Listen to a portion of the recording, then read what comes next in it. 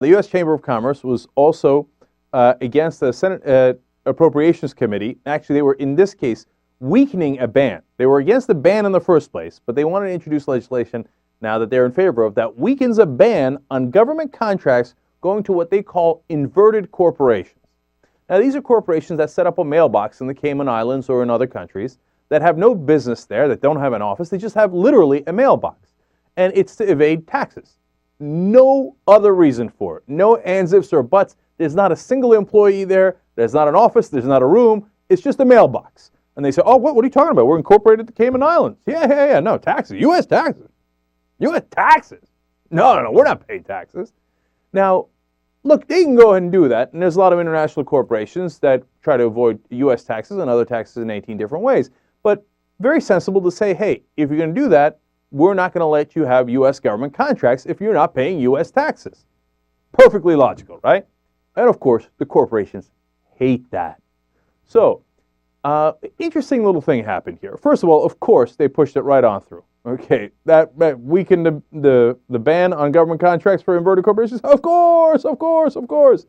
And now, what's curious is some of the senators who are supporting this weakening of the ban.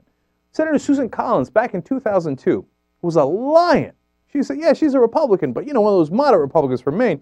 And she was so set against this. She said, quote, these companies create phony foreign headquarters in a file folder or a mailbox to escape taxes and then use other people's taxes to turn a profit.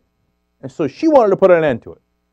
And she just voted in the exact opposite way today. Now, why? What happened between '02 and today to Senator Susan Collins? Now, this is very instructive for how politics works, especially in this day and age in America. Well, funny enough, it turns out that 7 of Susan Collins' top contributors had combined for 437 subsidiaries in countries listed as tax havens for financial privacy jurisdictions in 2007. Okay? So, when your top contributors say, hey, you know what? We love those inverted corporations, so be our bitch and turn around and vote the other way, guess what senators do? Well, they're their bitch, and they go and they vote. And I'm not saying Susan Collins because she's a woman. They're all the men and the women, they're all bitches to these corporations and these lobbies. They're like, oh, I'm so against this. Oh, you're paying me? Oh, 437 of you are doing this, and you're my top contributors? Come on, let's go. Yeah, sure, weaken it, yeah. Oh, come on, yeah, taxes. Who needs to pay taxes? That's how it works these days, man. This government totally captured by the corporations. Now, the Republican Party, wholesale. Every single one of them in the Senate. In the Congress, in the House, Ron Paul is not captured by the corporations. And I disagree with him on other things, but you got to give him credit for at least being honest and serving the people in the way that he thinks is best, right?